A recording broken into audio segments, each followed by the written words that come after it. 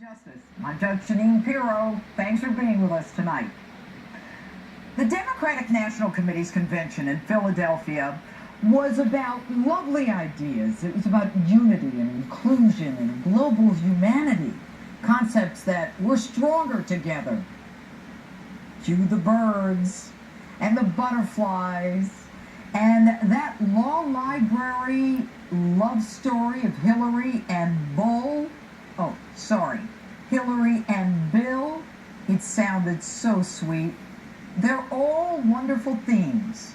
But without addressing whether you can even believe a word that comes out of Hillary's mouth, that kumbaya stuff has absolutely nothing to do with being a leader. A leader is one who drives the economy, creates a strong national defense, and is painstakingly honest. So pull your heads out of the sand and snap out of it. A leader is someone who protects you, who sets the stage so you can make a living and feed your family. What does this kumbaya fest have to do with the crisis that is facing Americans today? Whether you like him or not, Donald Trump talks about real issues. Hillary says he paints a dark, divisive picture of an America in decline. But ask yourselves, are you better off? Do you feel safer than you were before these two got into power? Is America more united than it was? Are race relations better? Is police esteem anywhere near where it was 8 years ago? It was during those Obama-Clinton years that 22 veterans a day committed suicide, not even able to make an appointment with a doctor. Whether you like him or not, Donald Trump is hitting the core issues, asking all the right questions, starting all the right conversations. A man who is willing to take on political correctness that is destroying this nation. Do illegal immigrants coming across our southern border include criminals? After 60 years, is NATO simply an organization in search of a mission? How do we stop ISIS and radical Islam in our homeland? But instead of giving him credit, we denounce him. So who are you going to believe? The one who says she has the best of intentions and a heart of gold? Don't be so naive. Even a hard-boiled egg has a heart of gold. And the last night of the Democratic Convention was all theater, political theater. Even Hillary's video was Hollywood orchestrated by Shonda Rhimes, who ironically writes the TV hit Scandal about a president having an affair in the White House. And while the theater of flag waving was going on inside the convention theater, the American flag was being burned outside as Mexican and Palestinian flags were being waved. Hillary, the consummate Washington insider, tells you that she will be your savior. In my first 100 days, we will work with both parties to pass the biggest investment in new, good-paying jobs since World War II. Didn't Obama already do that? And I still haven't met one person who got one of those shovel-ready jobs. And then the next day, Hillary starts. I think that we've got to have more good jobs. We've got to raise wages. We've got to tackle inequality. We've got to make this economy work for everyone, not just those at the top. All good, except we can't believe a word of your promise.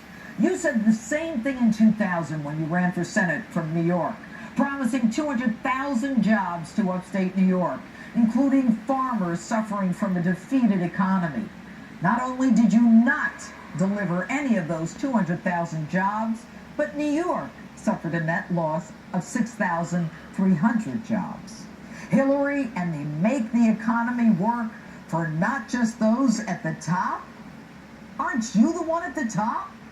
You take your money obscene amounts from Wall Street. How did you go from being dead broke to being worth more than $200 million while in government? And how about that tax-free alleged 501c3 Clinton Family Foundation that's gotten more than $2 billion since you've been in office, that so-called charitable organization, where it's estimated that 85% of expenses are for travel, meals, hotels, airfare for many ex-Clinton operatives, leaving 15% for charities. And I'm not even going to discuss the human rights hating countries that gave you that money and what they got in return from you. But since more than 60% of Americans don't believe a word that comes out of your mouth anyway, let's move on to someone else. General Allen. You gotta love that 4-star kick-ass Marine drill sergeant barking at the convention. To our enemies, we will pursue you as only America can. You will fear us.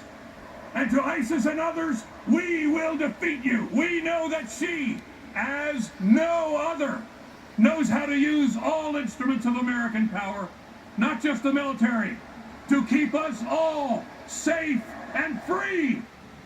Say what? Did she lose those instruments when her ambassador and the men in Benghazi needed help? It was her use of American power as Secretary of State that started the disaster in Libya that culminated in Benghazi. It was while she was in charge of our foreign policy that the JV team ISIS barreled through Iraq and has since arrived on our homeland. It was under her leadership that the whole Middle East went into flames. General, were you even a part of the discussion that led to our early withdrawal from Iraq? Do you support the rules of engagement that tie our soldiers' hands behind their backs in Afghanistan? And while we're at it, you talk about our precious Muslims? Did you make one peep about our precious veterans dying waiting to see a doctor at the Veterans Administration? Did you object to the sequester, the reduction of our armed forces? With all due respect, General, you belittle yourself. And how about the rest of the convention? I get that we're stronger together, but do you really think it's a good idea to showcase those who came here illegally at a national presidential convention? And to showcase the mothers whose sons were killed in law enforcement confrontations? Not the least of which was the mother of Michael Brown. Michael Brown was a thug who had just committed a strong-armed robbery and reached for a cop's gun. And during the hard-fought moment of silence for cops killed by African Americans because they were white, the chants of Black Lives Matter disrespected the silence at the Democratic convention. Now, Hillary Clinton and her husband are fundamentally dishonest, and the butterflies fluttering and the long white flowery skirt that Hillary wore. It's all political theater, folks, with lip service to themes of unity and oneness. Just to prove my point, the woman who jeopardized our national security with her private server had her emails hacked again. And for all you women out there who think that electing a female president will lift us all up, just ask yourselves if electing an African-American president lifted up the blacks in this country or made race relations better. It's time to face reality and the ugly truth of the world that we live in and how we're going to survive in it. And that's my open. Tell me what you think on my Facebook page or Twitter.